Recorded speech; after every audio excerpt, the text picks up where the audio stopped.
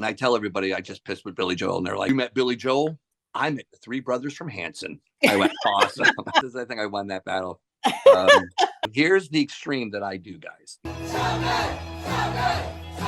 While we were in LA, I got the opportunity to play for Priscilla Presley and Lisa Marie and her two kids, which was really exciting. We actually ended up at her Beverly Hills home. When you're on break, don't mingle with the guests. Don't pet the animals, but if the animals come next to you, you can pet them. Did you ever write funny songs? I was offended by it. I was like, funny song? I don't write funny songs. Like, dude, what the fuck? Sunday, see this older white woman coming like, homie, stop tripping, cluck like a chicken. Like, I kept my focus on one thing. I'm going to play full time. And I didn't allow anyone else to project their doubt onto me. You don't want to go to Florida. There's old people there, I was told, and it's hot.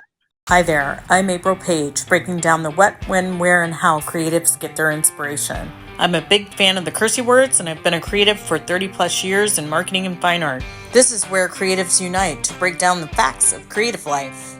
Buckle up, let's get lost in the world of creativity together.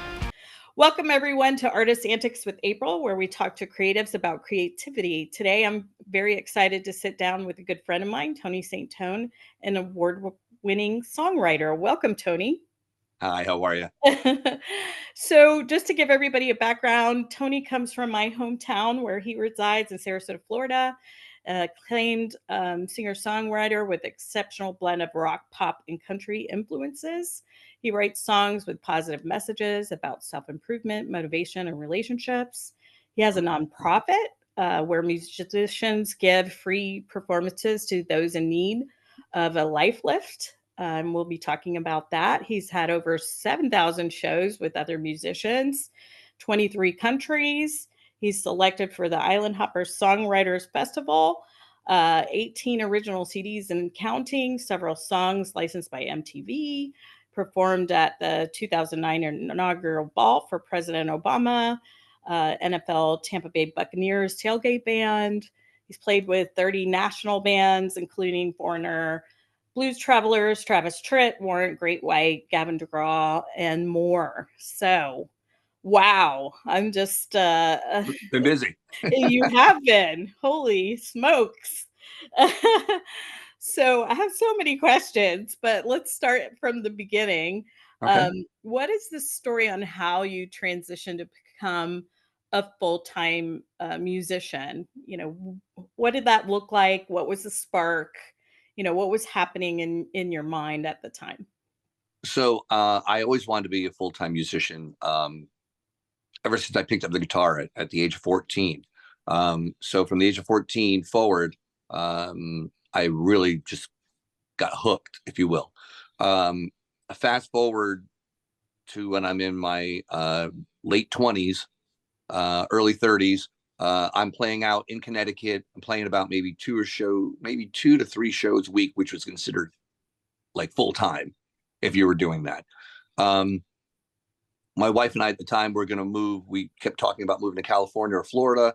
And I said, well, let's just go visit a friend of yours in Florida. So we went to Tampa, visited a friend. Our next door neighbor just happened to be a full-time musician. So I saw them perform, talked to him. And he says, yeah, man, you could play full-time down here 7 days a week, twice a day. And I was like, oh my God. So when I saw them perform, I went, I can do this. He said he was going to hook us up. Like, I'll hook you up with shows if you move down. Well, long story short, the day before we left, the house went on sale on her street, exactly what we wanted. Bought the house, made the move. And the guys, once I moved in, the guy goes, I can't help you. You're competition. So that quickly changed. Wow. Yeah, it quickly was an eye opener. Like, oh, okay, you're not going to help me, which is okay. Here's the thing, though. I kept telling everybody before I moved, they're like, you're going to move to Florida. Why are you going to do that? I says, because I'm going to play full time. And they're like, well, how are you going to do that? And I said, I'm just going to play full time. Well, do you already have gigs? No. Well, then how are you going to? And they would constantly press me on why I either shouldn't be moving to Florida or that I'm not prepared enough. And I kept my focus on one thing. I'm going to play full time. And I didn't allow anyone else to interject their opinion or project their doubt onto me, because if I could do it, then they would have to look upon themselves to see if they could do it. And they didn't want to do that. They're like, it's better to stay here comfortable where we know where you are. And the winters are freezing and you get 3 shows a week if you're lucky, and stay here. You don't want to go to Florida. There's old people there, I was told, and it's hot. That's what I was told.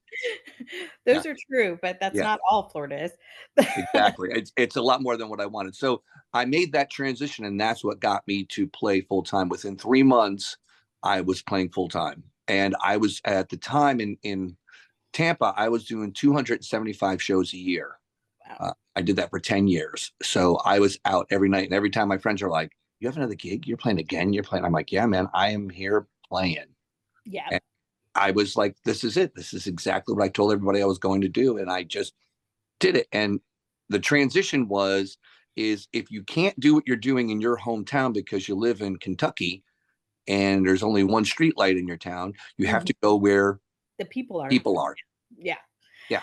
No, it's true. And you had the hard knocks of, doing all of those gigs and learning from all of that too. And I just love that because a lot of people who wanted to, do their passion, whatever it is, Right. um, stop themselves because they start talking about it and people say it's too hard, you can't do it, you got to do this or that or this, Right. and I really think it's true what you're saying really hit me is you just got to jump in and start and you'll figure it out on the way.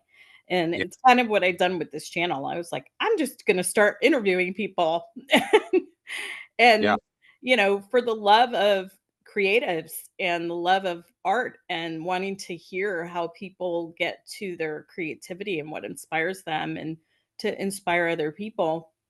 And I just started, didn't really have any, expectation and people are like, "What do you mean you're just going to start?" And I was like, "Yeah, I'm just going to start asking people to talk to me." So, I think it's really a good point for our listeners that, you really just have to jump in and start doing it and you'll figure it out along the way and you'll be surprised about, I know I have been, I'm sure you have stories where you talk to people about what you're trying to do and they start helping you and it's people you didn't realize could help you because you've never talked about such things with them before and they're like, "Oh, I know this person that you can interview or I can help you with this or that," or whatever it is.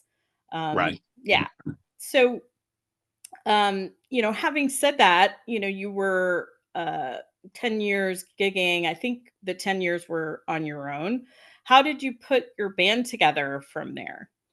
So I've always joined, I'm sorry, I've always had my own band. There was only one time, and I'll get to that in a second, that I was not the originator of my own act.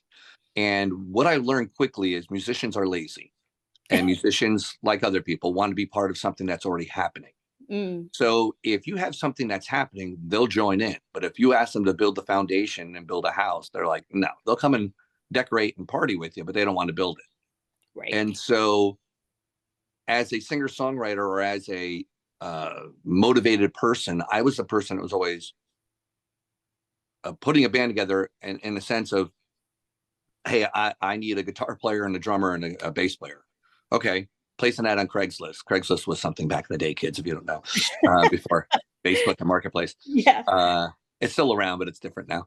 Uh, and what I also found was when you did those place ads, the more specific you were, the you would weed out all the people that you didn't want, and you would still get some of them, but you try to weed out all the nonsense calls. It's like, I need a male guitar player who plays pop and rock, must have his own equipment, transportation, not be addicted to drugs, and I mean a laundry list.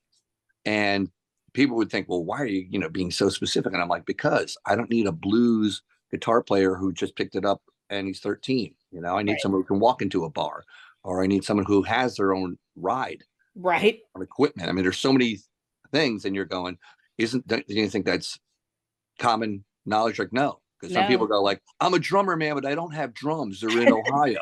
And I'm like, I can't help Right. you.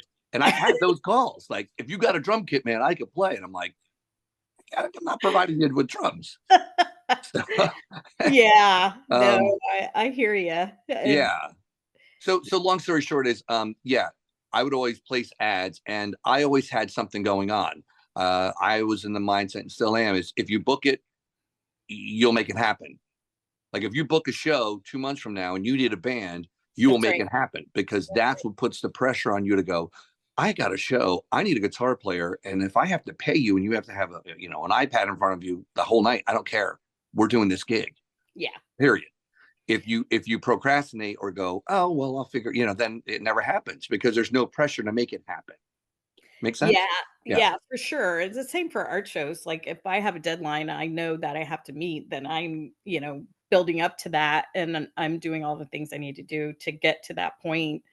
And it does help. Like, it's easy to procrastinate and not for laziness. It's just like you were saying earlier, we're so busy. It's like there's so many moving parts and balls in the air that it's like, how do you keep track of it all unless you have focus and a permanent deadline? You're like, okay, I'm gonna let that go right now.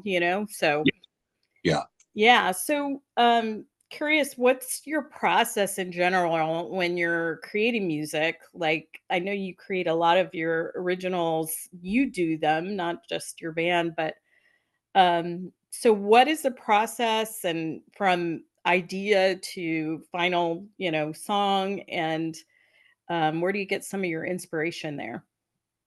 So, as a singer songwriter, I always, I should say 90% or 99% of the time, I'm always using an acoustic guitar, and I'm strumming chords or I'm playing a guitar pattern, and I start to scat sing. And scat sing is where you just sing words, whatever nonsense words. Um, there's a song I have called Mama Said, and I was in Costa Rica, and I remember I was in the back. We were like, I was on a porch looking out at the jungle. And I started playing these two chords, and I was like, Mama said we can always work it out. Mama said we can, da, da, da. Mama said, and I just kept saying, Mama said we could this, and Mama said we could that. And it was just this little riff, and I kept singing it. And this is how my process works all the time. Subconsciously, I'm just bringing in these words, and then I'm like, okay, what is it that Mama said? Oh, Mama said we could work it out if you want to. Mama said we could find a way. Oh, okay. Next thing you know, this is a song about win-win situations and compromise. Mama said we can always work it out. Mama said we can always find a way. Okay. And so now I start to build the song around that scat singing. That happens more often than not. It's just a flow of consciousness. I have a song called Empower Me, and I wrote the whole song in just this flow of conscious. Like I literally just hit record and I just sang. And I remember I wanted to play some songs for a friend of mine, and they were on a cassette. Cassettes are old things, by the way, kids, that you used to use. They're like, what's that? And I kept fast forwarding, and my buddy goes, what's that? What's that? And I go, oh, that's some song. I don't know. That's not what I want to play for you. And he goes, I want to hear that though. I go, yeah, whatever. And I kept fast forwarding to this other song. And then he finally says, go back to that song. And I go, dude, that's not even a song. It's just me scat singing. And as you listen to all the lyrics, it's 90% of what I ended up using. And he even had someone else come in and listen to it, and he goes, that's what you should be working on. Forget that other song. That's the one. And so there you are. You're like, oh, I didn't realize I had a whole song written in one take, if you will. Right. It was Yeah, just a flow of consciousness. Boom. yeah. And if I feel like I could fly, well, I'd spread these wings of faith and try and I just take flight. Empower me, now I see it's up to me. They come to you. I've heard that of a lot of songwriters, that, the song picks them if you're in the Yes. right space and, do you feel like you have to be kind of relaxed in a meditative state? If you're sad or angry and you try it, is that not good, or is it good and something else comes out? Like, how does that feel? I would say definitely in a, oh, it's changed so much over the years.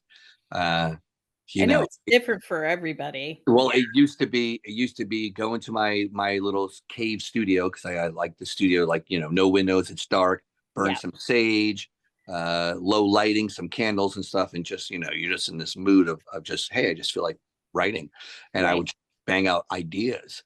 Um, and I love that process. But then other times, here's a perfect example. 2 days ago, we were on the legendary Legacy Trail. We had these e-bikes. It was my wife's birthday, and she wanted to go on this Legacy Trail. It's like a 5 mile ride from Sarasota to Venice, or even more than that. But Yep. anyway, in the middle of that, a song idea came to me, like out of nowhere, and I started singing this song idea. And I can't remember exactly what it was, but I had a melody, and it was like a melody and words, and I'm like, guys, you got to give me a second. They're like, what are you doing? I'm like, just if you got to go, go. And I grabbed my phone. I just started singing into my voice recorder on my phone, and I just started singing this lyric and this melody, and I just kept singing it. And I'm like, okay, okay. And boom, it just happened. Other times I've literally woken up in the morning, and I'm like, I have to record something. And my wife's like, what are you doing? I go, don't talk to me. There's a song. I've been singing it to myself for the past half hour, so I wouldn't forget it, because Right. it's so clear in my head, Right. and I got to get it out onto a recording. And it's really interesting, because Michael Jackson used to say, if I don't get the songs, Prince is going to get them. So when the songs come to me, I have to take them. Otherwise, they're going to give them to Prince. Yeah. I mean, that was his thought, was like, hey, there's these songs floating by you. If you don't take it, Yeah. someone else is taking it. That's So are right. you ready to grab it? So I just, yeah, wherever I am, if it's there, especially now with your iPhones, I used to carry around a dictaphone, a little tape recorder, and just sing into it all the time. But Hmm. now with your phone, man, I Yeah. can't tell you how many ideas pop in. And you're like, that becomes songs. Yeah, no, I have similar things happen. Like, is for me, it's when I'm being quiet, I'm walking my dog, I'm in the shower, I'm cleaning, my mind is a little busy with something else. So Right. it's not totally in the way. And I think that's part of it is, my art mentor talks to me about that all the time. You got to get out of your own way and Yes. let it come through. And it's hard, logically to speak about it as a concept. How do you do that? And basically it means your mind is occupied so that your other creativity side of your brain, your subconscious, whatever you want to call it, is coming through with something that is not from you. It's being captured by you, but it's not from you. So I think that's great. Yeah. Yeah. Yeah. And Um when that happens, um, just, as an artist, if you're a photographer, a songwriter, or an illustrator, or whatever you are, um, allow yourself to just um, take it in and not judge it. Don't overanalyze it at the moment. You know, woo, don't go like, why am I singing about trees? This is stupid. Why would I sing about, like, don't go there, because just let it come in, and allow that seed at least take take the seed in. And, is it going to grow? Will it get thrown out? You don't know, but just take it. Don't overanalyze it and throw it away, because those are the things that you're like, at the moment, you might not even realize, oh my God, that song about trees. Okay. Yeah. That's the yeah, song. Like, right. consciously you would never even think about it, but subconsciously it worked. I'm breathing with the trees and the calmness it brings. Dancing with the leaves and the summer wind. So just Right. taking that idea. Yeah, and you gotta give, it's true about judgment because everything you do isn't gonna be a masterpiece, and you have to be open enough and comfortable enough with yourself just to experiment and say there's gonna be a lot of junk just coming through just to find the things that actually work. So, Yeah. yeah, a lesson in judgment, judging yourself, judging what's coming out, judging, what you think people will think. I have a hard time with creating things that are what I think people want or will buy versus what I want to actually do. So there's a conflict there that comes through sometimes where I'm like, I want to go off in this crazy direction, and it sell? And that's not what should be driving me. What should be driving me is following that direction. So Well, and I find myself in that same position going, oh, should I sing this or should I sing that? Well, and the thing is that if you create it for yourself, what are the chances that there's someone else that's similar to you? And you go, I don't know. That's sort of weird. I wouldn't want to. Let's go back to the tree thing. I wouldn't want to sing. I don't know if people want to sing a song about trees, but it's like, well, you just sang about it. You right. understand the energy of a tree, or you understand that concept. So what makes you think that someone else doesn't? Well, the general public doesn't. Well, are you after the general public? Because that's a big, big thing to try to please. And the general public is everyone's going to have an opinion. Yeah. And that's No? why I think that there's room for everybody. You were talking about that guy who didn't want to help you in the beginning. I paint with other artists all the time because I want to learn from them, but I have to like their art and they have to be open to sharing. Yeah. And if they, um, if we're sharing together and learning from each other, I think it's just better for everybody because even if they paint the same tree that I'm painting, it's not going to be the same. Yeah. So, and I'm going to learn how to go somewhere that I haven't gone before, and or do it a different way that I haven't done it before, or get a tip that might help me with efficiency or something like that. But it also taught me about judgment. So, what I was having a hard time doing in the beginning was trusting the process. Like, Yeah. I wanted it to look perfect in the beginning, and that's just art doesn't work that way. No. So, No. and I'm like, no, it needs to be perfect. And they're like, April, relax, like take it easy, like Yeah. it doesn't have to be perfect with every stroke. You have to get there, and you have to find your way there, and that's the fun. You're missing the fun, So I was so uptight about it in the beginning. Now I'm so abstract that I'm just like, "Wee, let's go." But But isn't there's so much fun in that? And yeah. again, I know we've spoken about this before because I'm a graphic designer as well, and as a graphic designer, you'd always design for the sake of advertising something. Well, I was traveling a lot at one point, and I still do. And what I do is I grab a sketch pad and I just grab a pen, and it's purposely a pen because you can't erase it. And I just start drawing stuff, and I have no idea what I'm going to draw. And the things that come out, I have Oh, yeah. sketchbooks full of stuff that your people are like, "What is that?" Like I'm like, I don't know. They're like, "Hey, dude, you're smoking too much weed." I'm like, okay, but it's just subconscious things coming forward, and it's incredible to see what comes out without any direction, without going, I'm going to draw a Oh, dog. yes. I was a Nope. notorious doodler at, my corporate job inappropriately in meetings that, I probably should be not doodling in, and I couldn't help myself. I was still listening, actively listening, but, my whole team would make fun of me, and I mean, crazy shit would come out on that sheet every time, and people would ask me to keep them, and I was like, "Sure." Yeah. Now, isn't it interesting if that became your art? Like if you A went to doodle? a Yeah. meeting with a sketch pad and went, Mhm. "Ta, ta, ta, ta, ta, oh, this is meeting 26, guys. Who wants it?" You're like, oh my Exactly. God, that's awesome. I mean, and that's something that you would think no one would ever want because it I came did it. effortlessly to you. And yet that effortless thing is so pure that people are like, oh my God, I love this. You're like, yeah, Yes. but it took me 3 seconds of a meeting. I don't understand. I Yeah. didn't spend time on it. You're like, that's the point. It just flowed out of you.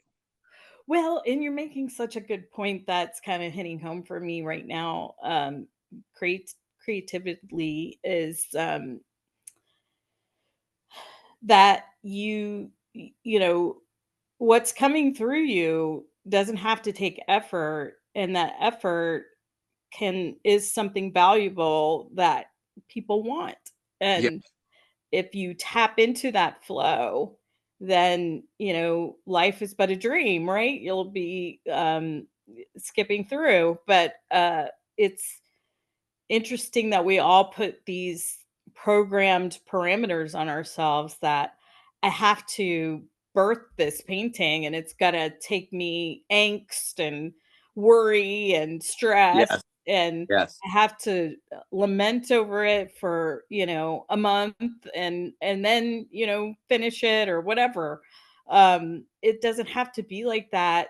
Some of the best songwriters and artists, claim that some of their best work has just flowed through and they don't even know where it's coming from. They just are the vessel, Right. So, And they allowed it to come through, and yes. they allowed it to sometimes be raw. And I'm always been like, dude, Yeah. that note's a little sharp or a little flat, or fix that guitar, it's like, well, listen to some of the Rolling Stones songs. Like, oh my God, even the Beatles. I mean, there's one point on one of their albums where they're singing the wrong words as backups, and they're both singing them at the same time. And you're going, Right. did anyone catch that? Hello, guys. But, they let it happen, and it's the Right. Beatles, and no one went, oh, they suck. Yeah. They went, the Beatles. Yeah, I think we all, and I've talked about this with other guests, is we have imposter syndrome. So we don't trust ourselves. We don't trust what's coming through. We don't trust that it doesn't have to be, this drudgery of getting this thing out there and perfect. And there is no such thing as perfection. I'm trying a new style now where I paint something, pretty literal, and then I mess up parts of it on purpose just Hmm. to Okay. give it not just a painterly look, but uh, you know, I want to get rid of some of that so I can have the happy magic moments happen. If it's so precise and so dialed in, like some of the artists, and for those of you out there who like realistic paintings, that's okay. I'm not dogging anyone. Right. But Right. I just don't prefer it. When I was in art school, I just didn't like it. I was like, if I wanted a photorealistic image, I would take a photo. So, Right. I wanted something more interesting coming out of that painting that you can't express with words or with a photo. Like, show me something, Yeah. And Show me something different, yeah, unique. Yeah. yeah, yeah. So I'm trying to put more energy on my piece now, so I'm exploring big time at the moment, and it's fun. I'm having a ball with it. In the beginning, I was trying to merge two different styles from other artists that I really like, and with my perspective and some of my subjects and perspective that I normally use, and so it's quite interesting where it's all headed. And it's definitely, when I sit down to do a piece, and I'm sure you feel the same way with a song, I have kind of an idea of what I want to do and where I'm going with it, but once I start, I have no idea where it's going to go. Like, Right. And most of the that's the time, beauty. it's like, forget it. That's nothing of what I originally thought. That's the beauty of it. I remember I did a song. I had the band record a song, and the drummer recorded his part, and the guitar players all recorded their parts. And I rewrote the entire melody and rewrote a totally different song. And the drummer goes, "What is that?" I go, "Oh, it's a song called Let Go." I go, they're like, "Yeah, but when did you record that?" I'm like, "That's your song that was called blah, blah, blah." They're like, you changed the whole thing. I go, "I know, dude, but this sounds so much better." Like, I literally just heard the music and I was like, why am I singing that? I should be singing. And, it's one of my favorite songs, but it's like, Yeah. I allowed it myself to change it on the moment instead of like, nope, you recorded this and the band recorded this. I went, And this is the why? way it's going to be. And yeah. Yeah. Like, who Yeah. says that? And I had a Mhm. quick question for you. Um, as musicians, a lot of times we work with producers. I've worked with a lot of different producers on records. I produce my own stuff now. But I'm never opposed to working with a producer because they hear things that you don't hear, and they judge things differently the way you judge. What I think is like, I don't like that. You're like, no, dude, that works. Right. Do painters ever work with producers to say, hey, keep going in this direction. You're like, yeah, I don't Um, want to, or well, it's done, some it's of not done. the if you have an art agent, maybe, but Okay. I think even then that, some of the bigger artists, they they don't wanna be, what's the word? Persuaded to do something that, if you start asking, this is what I find. If you start asking other people, "Do you like it?" Then, it starts to become something that is not yours anymore or not coming from you, which I think is really important for an artist. It's like Well, it's a collective though, because as a producer will come in and go, all right, yeah, April, you and I are working on a song together. I have it. And you're like, let's bring some violins in. And I go, yes. And then he says, let's bring in trumpets. I go, no. And so yeah, now you're both working to go, oh, now this is a finished piece. This is George yeah. Martin producing the Beatles, And you I know? feel like he's being creative and he's a collaborator in that Yes. sense. If I was working on a painting with someone, that would be where I would collaborate like that. Okay. But I don't Yeah. think Just curious. that yeah. I've never I in the beginning I used to ask people their thoughts and then I stopped doing that because I Yeah. realized that I could ask 8 people and get 8 different opinions in 8 different directions Yeah. and 8 different, points of view, and I'm just like, "Oh my god," You're trying to change. Yeah. You're please the world. You're like, I Yeah, can't. I can't do all of that. Yeah. So which one is right? I don't know, you know?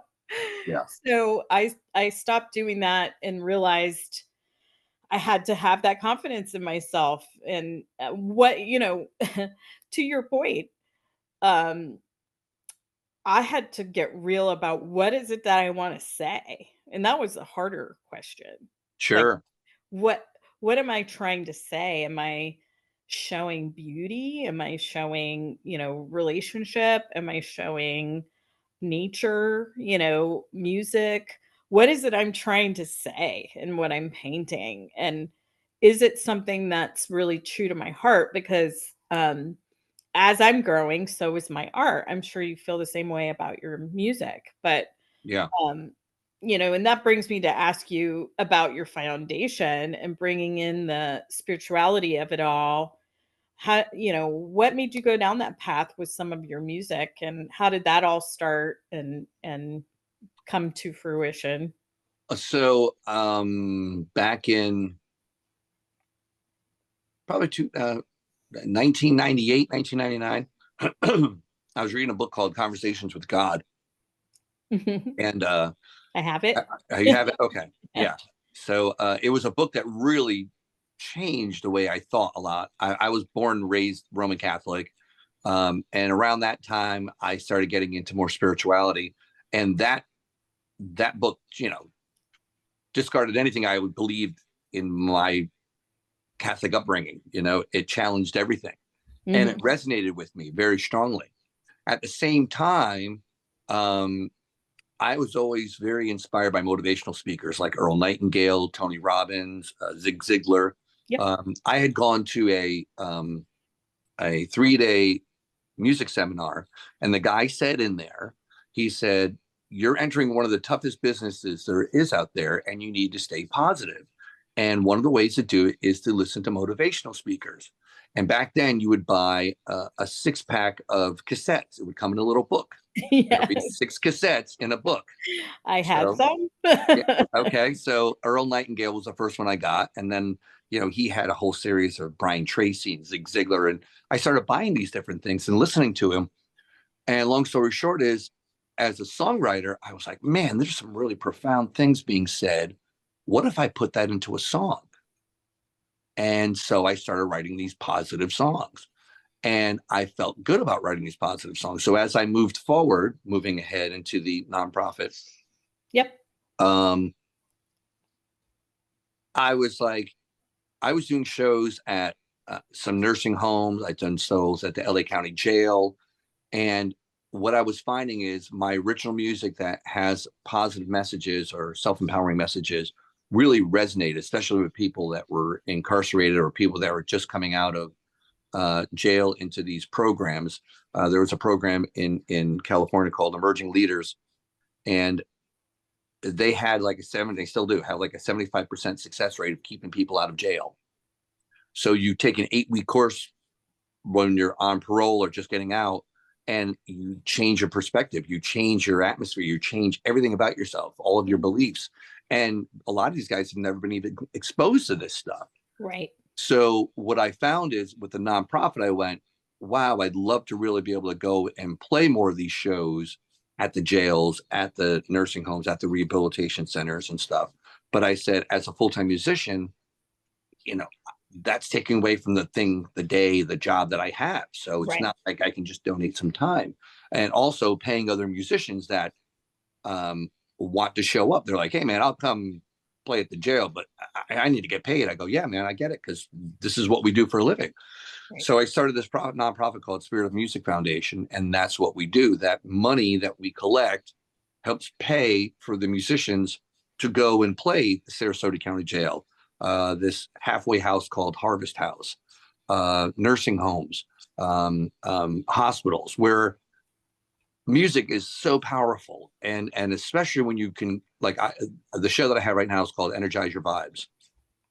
And the show has to do with keynote speaking, motivational speaking, and original music. So if I'm talking about a song I wrote called Breaking All the Rules That Were Meant to Be Broken, I bring in a guy named Roger, last name, but a guy named Roger something from 1954. He ran a mile in under 4 minutes. Now, prior to that, over 100 years of timing a mile, everyone said it was impossible. You couldn't do it. Well, this guy did it. And as soon as he did it, within 2 weeks, someone else ran a mile under 4 minutes. And then 2 weeks later, someone else did it. So what changed? Nothing changed. It was his self-belief. And the name of the song is Breaking All the Rules That Were Meant to Be Broken. And I say, if you think you can, or if you think you can't, you're 100% correct. Right. So what has happened to you that, what has society put limitations on you? Has your family put limitations on you? What limitations have you put upon yourself? Oh, I have a jail record, so I can never be a blah, blah, blah. Well, that's your limitation. So how do you break that? And so then I go into the song. So I love doing shows at the jails and at the halfway houses because, man, they're like sponges. These guys are so ready to hear stuff that's positive, and it's ready to hear things that change their mind, their thoughts, so that's how the nonprofit started, and that's what we continue to do. So if you do want to contribute to the nonprofit, it's the spiritofmusicfoundation.org. Yeah, great. Thank you for that. And that's amazing that you're giving back to people to help them in such ways, and giving back to the community in general. I think that's amazing. And, it's all around your passion. So, and if we all did that, what a great world it would be, right? So if we all took our passions and started a foundation to help others through that, what a great place we would have around us. So that's a, key point for everybody listening.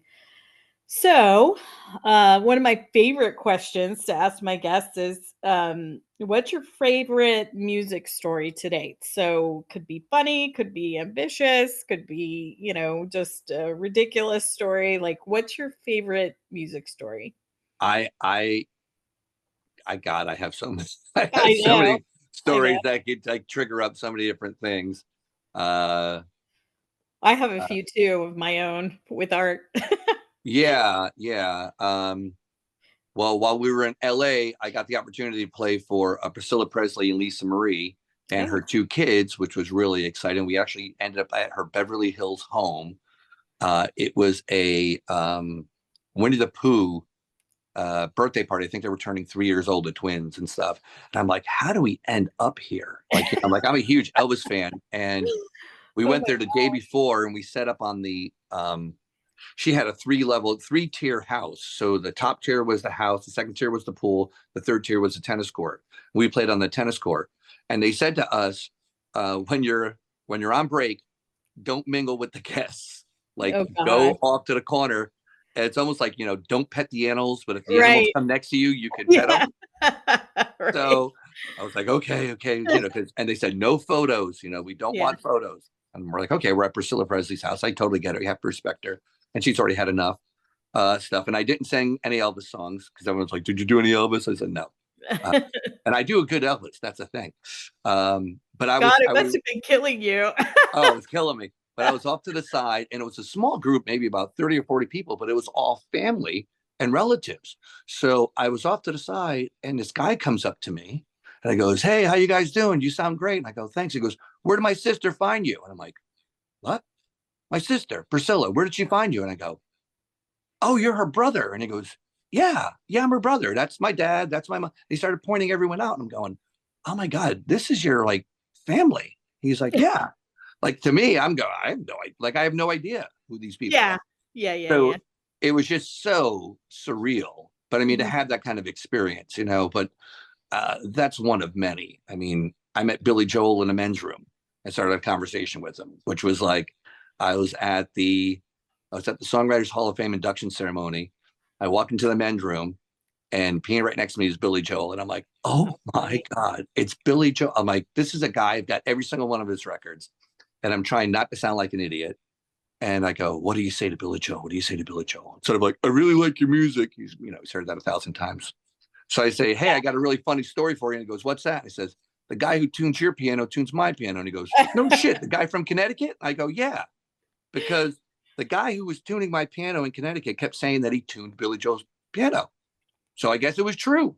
So I threw that at him. How funny. And I go, "Hey, I really enjoy your stuff." He goes, "Yeah, I'm not doing that stuff anymore." He goes, "I'm doing a classical work right now." And I says, "Well, listen, man, I have every one of your records, and I just love what you do." And he goes, "Yeah, that's great, man. Thanks." And he walks out. So I go back to the table, and I tell everybody I just pissed with Billy Joel, and they're like, "You got to be kidding me." So one of the guys goes, "I'm going to the men's room to see who I can see." Like, okay, because this is the who's who of everybody. Like there was, I mean, Right. that night, I people that you're literally in the same room with Neil Diamond, James Brown, Wow. Paul McCartney, Brian Wilson. It was just like, it was insane. Garth Brooks. So he comes back and he goes, "You met Billy Joel? I met the three brothers from Hanson." I went, "Awesome." I said, I "I don't think think I I would won tell that." people that. No, I'm just kidding. I was like, "Yeah," I says, "I think I won that battle." Um, yeah. So I mean, That's I've got hilarious.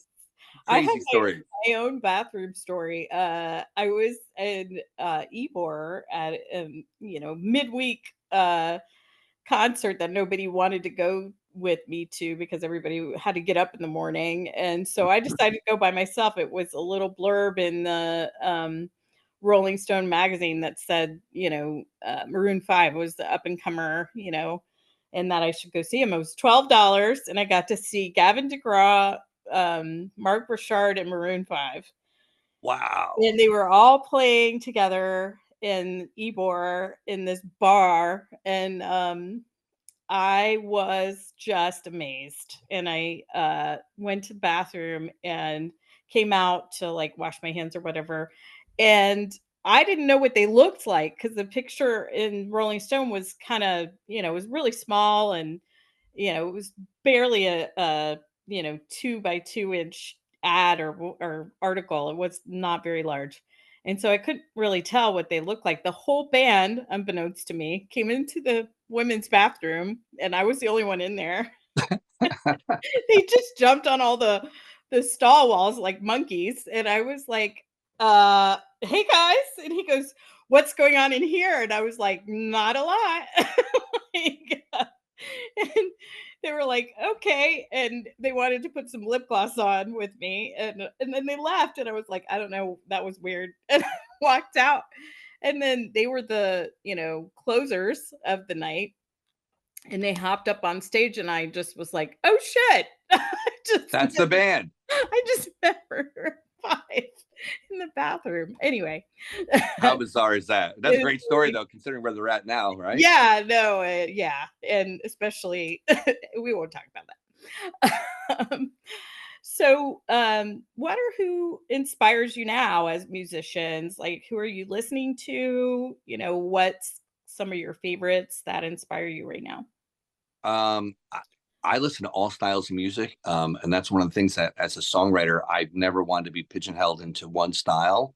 It's been my blessing and my curse because it's hard to pin me down to like, "Oh, dude, you sound like Maroon 5, or you sound like The Doors, or you sound like U2, or you sound like the Beatles." You Yeah. know, I like all styles of music. So, and I like to write in all styles of music. So,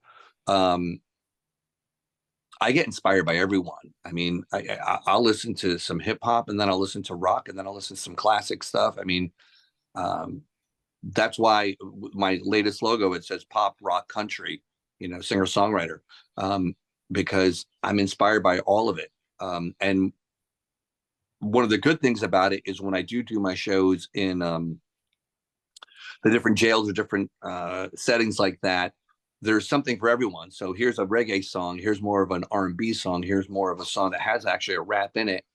There's one song that we have called Cranky Pants, and it's really funny how that song came about, because I was at some convention and someone said, do you ever write funny songs? Because he says you seem pretty witty. And I said, I was offended by it. I was like, funny song? I don't write funny songs. Like, dude, what the fuck?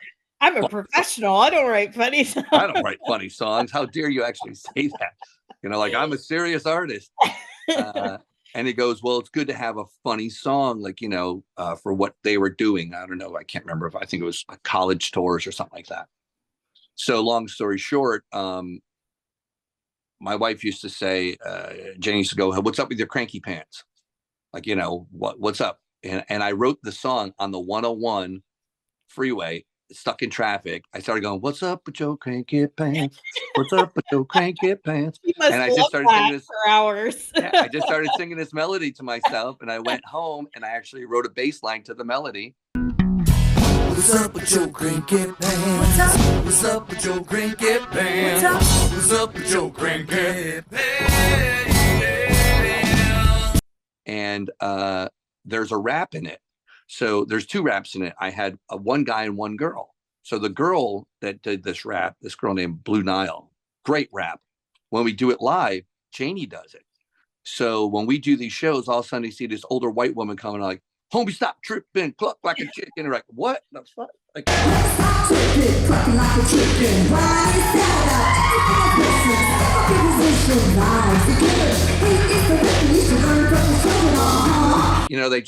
It just stops the show. People are like, what's going on? That white lady's gonna rap? What? White ladies can rap too. Yeah.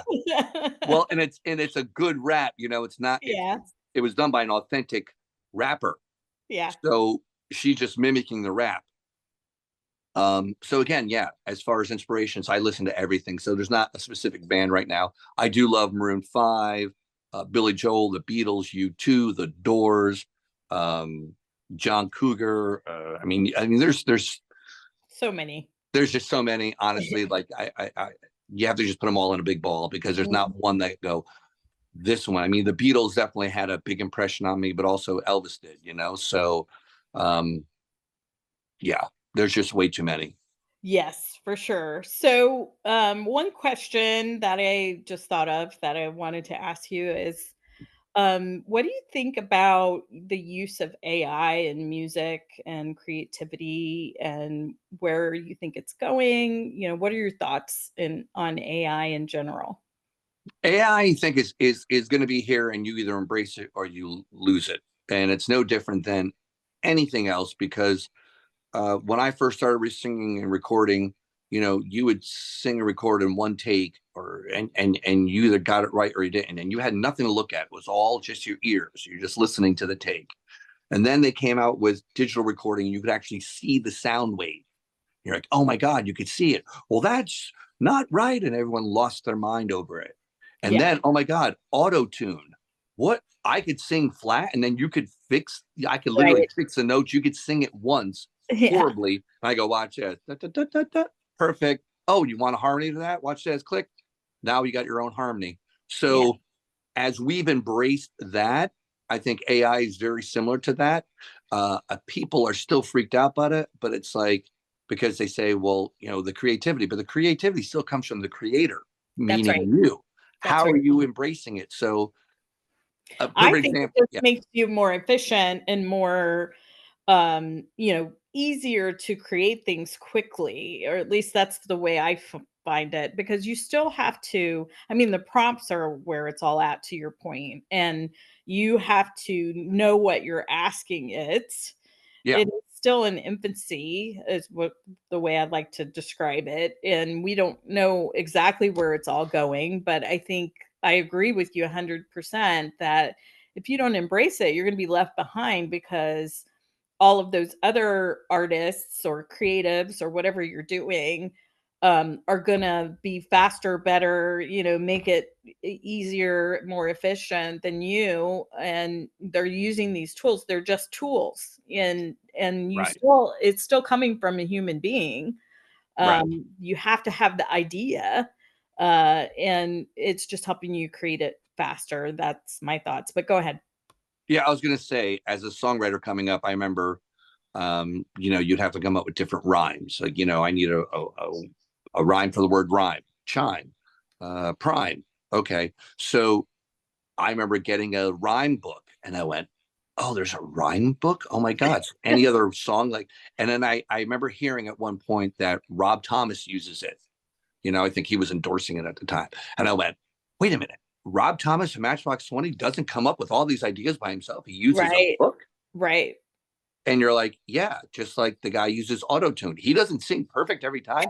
They Yeah. fix his notes in the studio. So AI is very similar to that. So it's like, okay, you have a melody. Well, here, check this melody out. Okay, this is, it's using it and trying to see how you can be more creative with it. And if you're not using it, your competition is. Oh, absolutely. I mean, So yeah. in any not just creatively either. I think in any job it's going to be a requirement from here on out. Like, you're going to be left behind if you don't start using AI. So, Yeah. yeah. So great. My last question, where would you like to see music and creativity in the future? Like, you know, I know you have your foundation, but do you have any ideas of like types of new music or future of music or any kind of concept that you already have? And it's okay if you don't have one. I just thought I'd ask. So for me personally, where do I see my music going, or music in general? Either, whichever one or both. Um, Yeah. for my music, I mean, I have new songs that are about to come out. I'm going to be dropping songs, and they're done. I'm mixing them, and nowadays you don't really put a record out anymore. It's back to the days of singles. Yep. And you put out one single a month, and you have to do this and that and this with social media, and I mean, it's a whole different game that it used to be. But I think like anything else, music goes through different phases. So in the 80s, everything was so clean and so polished. And then Nirvana came around and just said, fuck that, we're going to grunge. And they played guitars out of tune. They didn't even play solos. And then everyone said, screw that, we're not even doing guitar solos. Now that we're putting a rap during the guitar solo. Yeah. What's that? You're like, what do you mean? There's no more guitar solos? And so music's always going to evolve, and then get to a certain point where it's like, oh, we're sick of that. Now what's next? And I think a lot of the record companies are imploding on themselves also. I think the whole entertainment industry is imploding on themselves, because the gatekeepers that have been there, that have manipulated all the talent for years, don't have as much control anymore. Amen. And companies like YouTube said that they own 10% share of all viewing. And so they're going to be putting more effort into YouTube TV. And so they're allowing creatives to just do whatever you want to do. We're not going to tell you anything, but if you've got something that's hot, we will push it. So it's like, I don't have to get an executive to green light anything. I could just have it green lighted by itself and move forward. Right. That being said, I'm working on a documentary, and the documentary has to deal with all the places that I've played. Like, I've played in a jail, a nursing home, a theater. I mean, it's insane when people go like I just did a show at one of the nursing homes.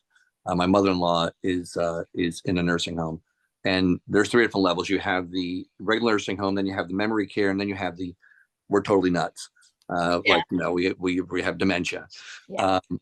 But you play a song like Sweet Caroline, and you can get everyone to put their hands up. So I videotaped them doing the da da da, and what I'm going to do is I'm going to cut to me playing in front of like 100 20-year-old girls doing the same exact thing. They're like, bop, bop, and I go, here's the extreme that I do, guys. You right. know? Touching you, sweet Caroline. Bop, bop, bop. Good times never seem so good. So good, so good, so good. Right. This is me in front of these girls, and this is Right. me in front of these old ladies that are in their 80s and 90s. And they're like, what? You're like, yeah, Yeah. that's what I see. That's cool. That's almost like a diary. I like that idea. Yeah, yeah. I have footage of so much stuff. I mean, because I was able to do the USO tour, so I've traveled around the world. Actually, we just came back from Italy. I did a festival in Italy, which was incredible.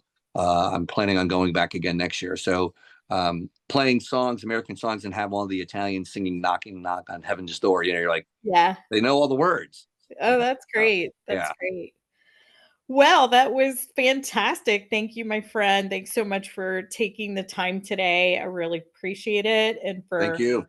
everybody listening, we'll put all the information, all of Tony's websites, sttone.com and the Spirit of Music Foundation.org, and et cetera, et cetera. Any songs he's dropping that you can see, his documentary, we'll put that in the comments. So thank you so much.